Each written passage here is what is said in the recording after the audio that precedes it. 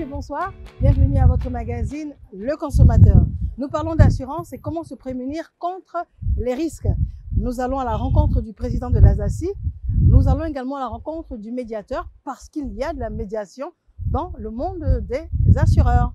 Vous êtes confortablement installés et vous faites bien.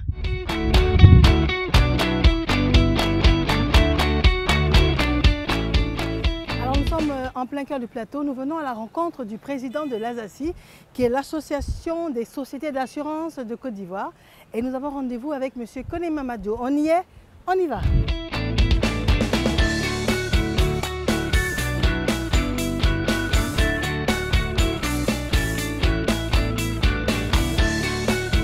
Nous sommes avec le président de l'ASACI, nous sommes avec M. Mamadou Koné, directeur général également de Alliance Côte d'Ivoire Assurance et de Alliance Côte d'Ivoire Assurance Vie. DG, bonjour.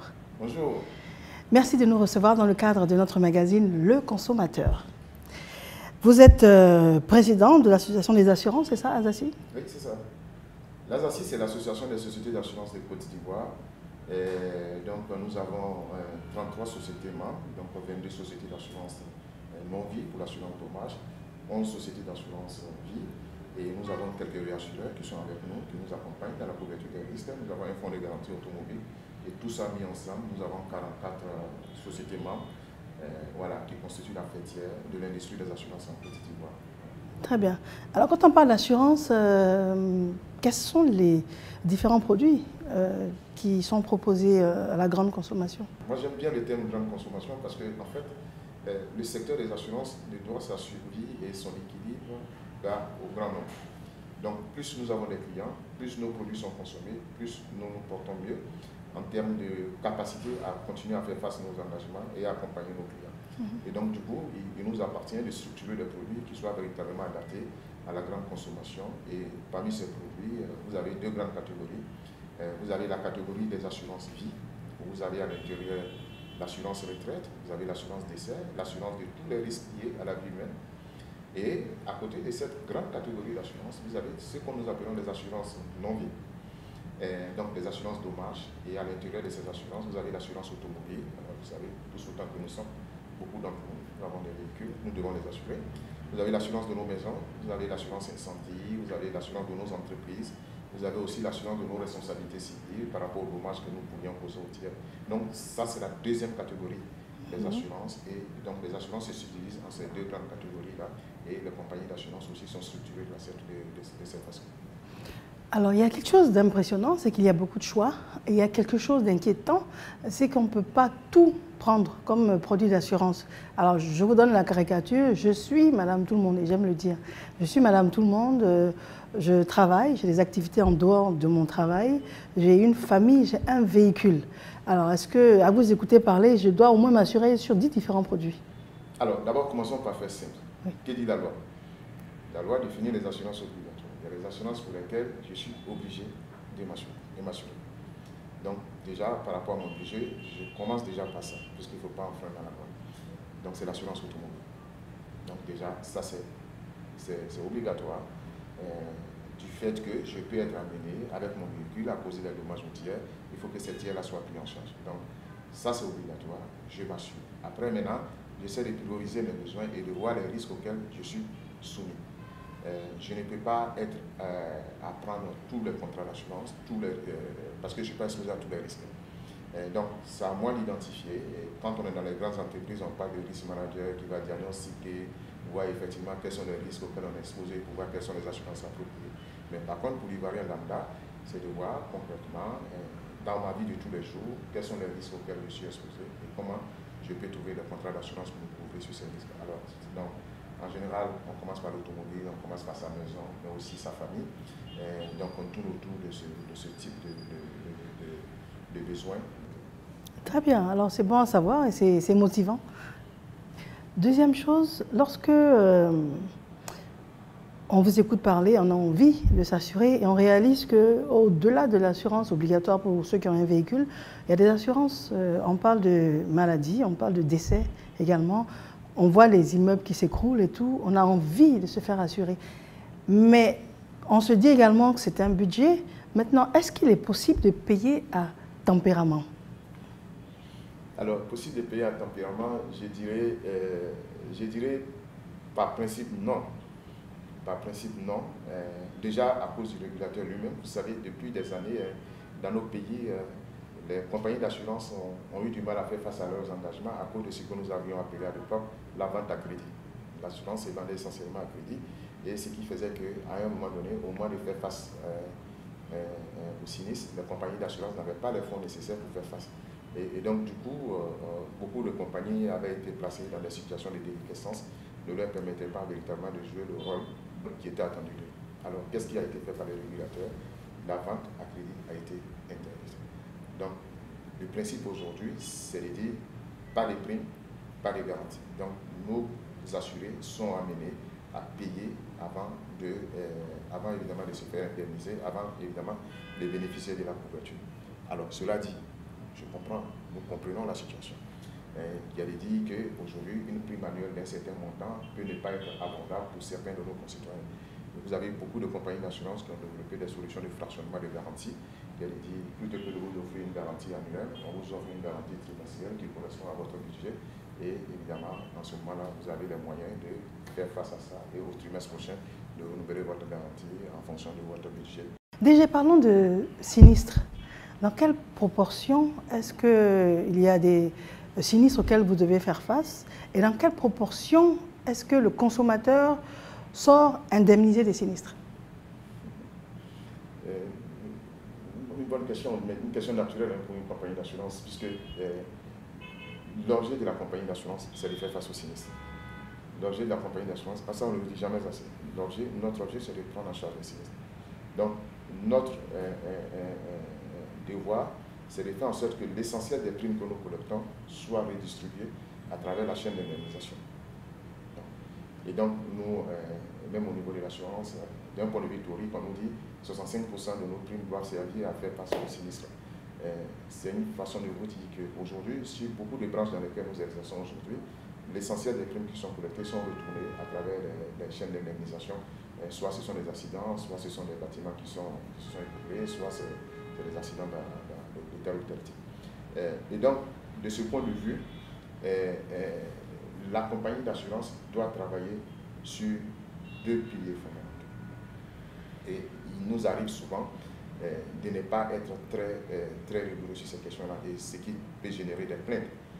Mais nous y travaillons, et le nouveau bureau de l'ASACI, que nous avons l'honneur de présider aussi, est totalement engagé sur ça. C'est-à-dire, premièrement, nous devons payer les sinistres. Et payer les sinistres, nous devons payer les bons montants. Pas plus, pas moins, nous devons payer, indemniser les gens. Et on a l'habitude de dire dans le secteur des assurances, l'assureur doit placer le client dans l'état patrimonial qui était le tien avant le sinistre. Donc on doit réparer. Et on doit réparer au bon montant. Et ça, c'est quelque chose que l'assureur ne devrait pas négocier.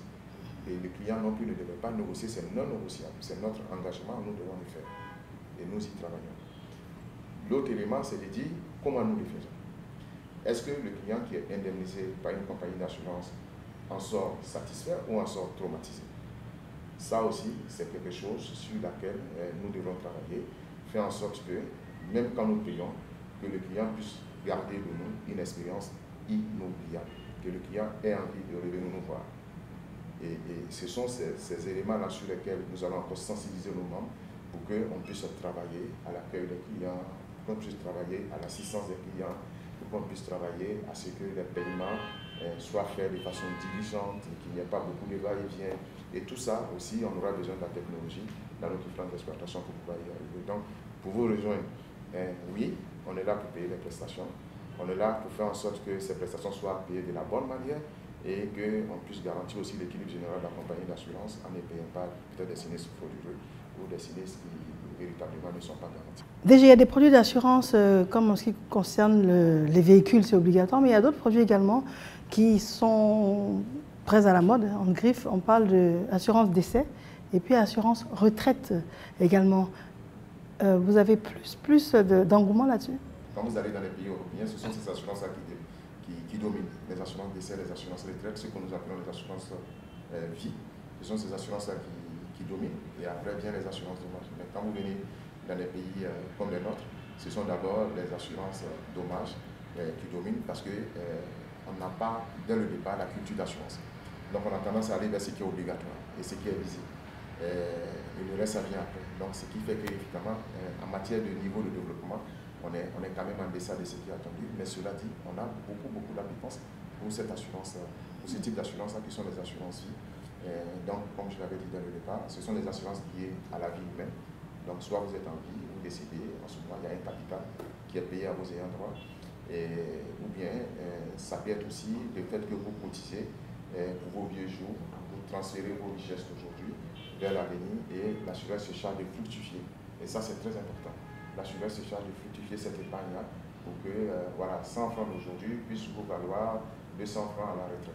Alors d'ici, nous allons rencontrer le médiateur de l'assurance, M. Asamoah Anassé Ernest. Est-ce qu'il intervient régulièrement auprès de vous pour l'intermédiation? La médiation est venue apporter un facteur de crédibilité à l'industrie des assurances en aidant à accélérer les dispositifs de règlement des sinistres, mais surtout en faisant en sorte qu'on ait moins de contentieux possible sur les sinistres.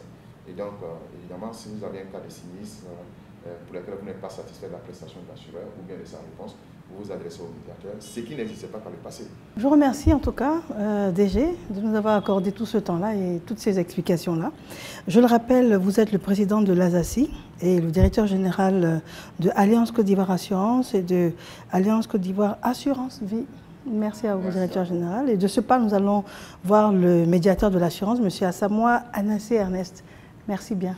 Merci beaucoup. Merci bien.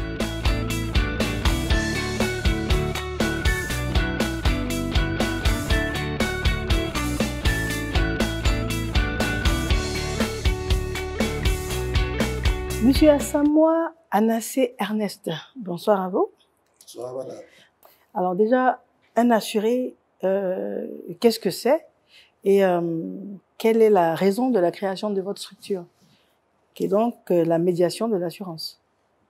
Un assuré, on va dire, sur le plan vraiment global, c'est toute personne qui a un contrat d'assurance, qui a un contrat d'assurance auprès d'une société d'assurance.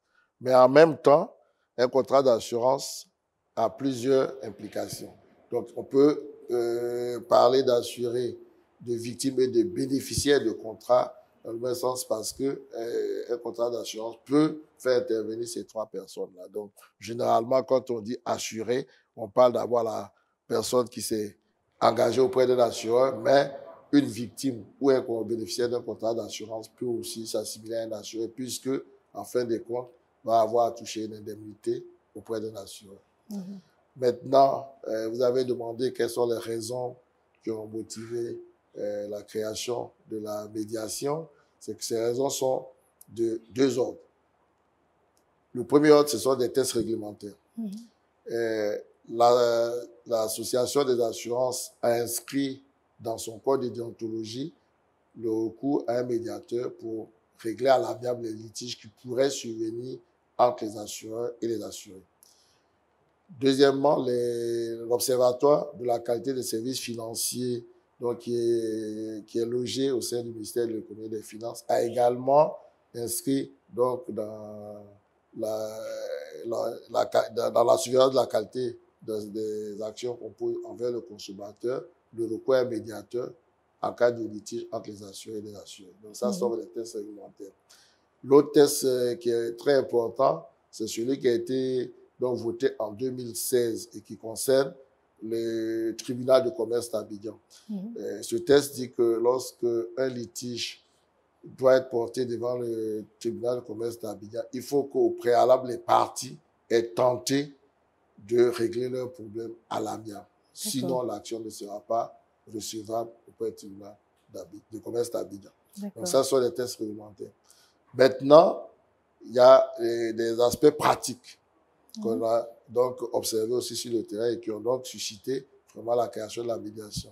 La première action, c'était qu'il y avait des litiges récurrents entre les assurés et les assurés au niveau du règlement des sinistres. Ça, c'est le premier constat fait sur le terrain. Le second constat, c'est que les assurés, lorsqu'ils n'étaient pas satisfaits donc de l'examen de leur dossier par les assureurs, n'avaient pas d'interlocuteur neutre auquel ils pouvaient porter, devant lequel ils pouvaient porter donc leurs réclamations le seul recours finalement qui se présentait à eux, c'était donc d'aller au tribunal. Du commerce. Et puis, le troisième constat, c'est que le tribunal conseiller était engorgé. Le tribunal commerce était engorgé à un moment par les litiges entre les assurés et les assurés. Et donc, cela allongeait donc la prise de décision et c'était au détriment donc, des assurés bénéficiaires de contrats. Il faudra aussi noter qu'il y a un coût et le recours au tribunal a un coût. Donc, tous ces éléments ont amené les assureurs eux-mêmes à dire qu'il faut qu'on trouve une réponse intermédiaire à ces obstacles qui ne sont pas insurmontables. Et c'est comme ça qu'ils ont pensé à la création donc, de la médiation de l'assurance. La médiation de l'assurance, il y a combien de structures d'assurance en Côte d'Ivoire? Il y a, dans l'association, il y a 41 membres. Il y a 41 membres qui font partie de la des sociétés d'assurance de Côte d'Ivoire, donc dites ASACI. À l'intérieur, il y a les sociétés d'assurance qui sont au nombre donc, de 34, des sociétés d'assurance qui pratiquent dans deux branches. Il y a la branche dommage, dite globalement non-vie, et la branche vie. Donc, elles sont au nombre de 34. Maintenant, à l'intérieur de l'association, il y a également des réassureurs, il y a la CNPS et il y a des structures spécialisées d'assurance comme le fonds de garantie automobile et la MATCA, la mutuelle d'assurance des taxis compteurs. D'accord, très bien. Est-ce qu'il faut une autorisation pour être assureur? Il faut non seulement une autorisation, mais il faut avoir un arrêté ministériel dérivé par le ministre des Commerces et des Finances pour exercer la profession d'assureur. Si peut-être vous le permettez, je vais expliquer un peu comment on devient assureur. Déjà, pour pratiquer donc les opérations d'assurance, il faut que ce soit une société. Il faut le faire par le canal d'une société. Il faut le faire par le canal d'une société anonyme. Et le capital minimum qui est exigé est fixé porté à 5 milliards, mais compte tenu de la Covid, le capital intermédiaire pour les sociétés donc non-vie est resté stable à 3 milliards, et également pour les sociétés non-vie. Maintenant, lorsque vous voulez exercer, donc vous demandez ce qu'on appelle l'agrément auprès de la commission régionale de contrôle des assurances qui va vous délivrer un avis favorable. Et avec cet avis favorable, vous saisissez les services du ministère de l'économie et des finances du pays dans lequel vous voulez exercer et le ministre va vous délivrer un arrêté ministériel. Donc, c'est vraiment une activité contrôlée. C'est contrôlé et c'est assez surprenant parce que en tant que consommateur, on a des fois vu des assurances qui ressemblent à des boutiques et qui ne ressemblent pas à des structures qui auraient un capital de 3 milliards. Donc, ça veut dire que toutes les structures agréées, tout ce qui est assurance agréée, le capital minimum est de 3 milliards.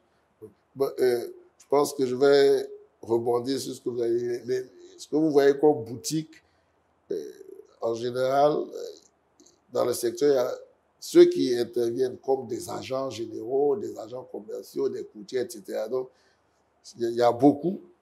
Il y a beaucoup voilà, qui ternissent justement l'image de l'assureur. Mais les sociétés elles-mêmes, normalement, si vous les voyez, ont des sièges bien qui ont, comment dire, qui ont pignon sur rue et autres, qui représentent là-dessus. Maintenant, vous avez donc ces structures, donc ces agents, ces sous-agents et autres, qui sont peut-être contrôlés, mais qui passent, entre guillemets, dans les mailles encore du contrôle. Et donc, c'est ceux-là qui ternissent un peu l'image du secteur. Alors, quand on voit, ou bien des fois on est démarché par des agents commerciaux qui se réclament être d'une assurance. Et souvent on se dit que les grosses assurances ont tellement de dossiers à gérer qu'elles n'ont pas un regard particulier pour des petits assurés. Et souvent on est tenté d'aller vers des petites assurances, des petits assureurs. C'est ce qu'on se dit en tant que consommateur, en se disant au moins ceux-là, ils seront plus attentifs à nos préoccupations. C'est une fausse analyse alors. Oui, il n'y a pas de petit assureur. Déjà, lorsque vous êtes approché, il faut réclamer à la personne qui vous démarche si elle a sa carte professionnelle. Parce que les intermédiaires d'assurance, donc ceux qui jouent le rôle d'agents commerciaux, ont des cartes qui sont délivrées donc, par la direction des assurances ici pour pouvoir exercer. Les courtiers également Normalement, Une carte délivrée par la direction des assurances. Une carte délivrée par la direction des assurances. Qui est valable, je ne sais pas si ça a été modifié, mais qui est valable 2 ans et renouvelable. Et donc, avant d'exercer, normalement, tous ces agents commerciaux qu'on appelle agents mandataires, etc., dans ces cadres, il faut déjà leur demander si au moins vous démarche, s'ils peuvent vous présenter ces cartes-là. S'ils ne prennent pas la carte, abstenez-vous déjà je pense, de contracter avec ceux-là. Alors, quels sont les cas les plus récurrents pour lesquels on vous saisit? Aujourd'hui, déjà, sur le marché ivoirien, c'est la branche automobile, donc la branche la plus pratique, qui est la branche donc, qui domine le marché, et c'est sur ce secteur-là que nous avons eu beaucoup de saisines. Donc, nous avons eu 116 saisines depuis... Sur un an? Non, sur les 3 ans, sur les 3 ans que nous avons commencé. D'accord, donc vous existez depuis 3 ans, voilà, et sur 3 ans, vous avez eu une centaine. Nous avons eu 116 saisines au 30 avril, exactement. 116 saisines formelles. Parce que aussi, les médiateurs, maintenant, par le bouche à oreille, beaucoup de personnes ont appris donc, l'existence des médiateurs et on reçoit donc on va dire des saisines par téléphone, on apporte des réponses par téléphone. Ces saisines-là ne sont pas formellement donc quantifié, on peut quand même dire que on a examiné autour de 150 dossiers. Alors, quand on parle d'assurance, il y a des informations qui remontent par rapport au fait qu'on a l'impression que le contrat est quasiment illisible. Et malheureusement, le consommateur a le réflexe de lire en diagonale les grandes lignes et de signer en bas à droite. Rares sont les personnes qui prennent le temps de lire en détail le contenu du contrat.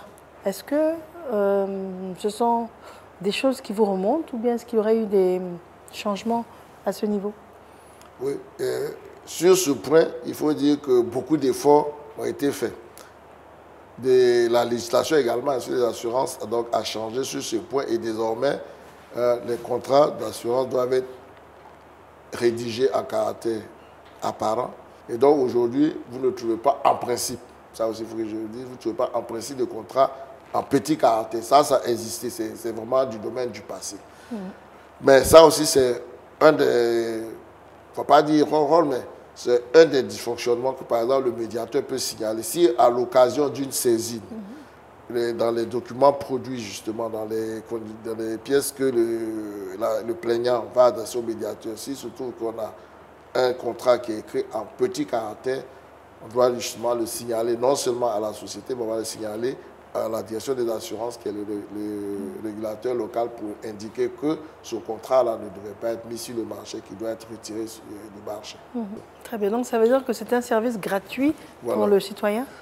La médiation est vraiment gratuite pour les consommateurs. Le recours, c'est la médiation est gratuit. Il n'y a aucune somme à débourser. Comme on dit, le seul effort qu'il doit faire, c'est de consigner son dossier. Quels seraient vos derniers propos pour conclure?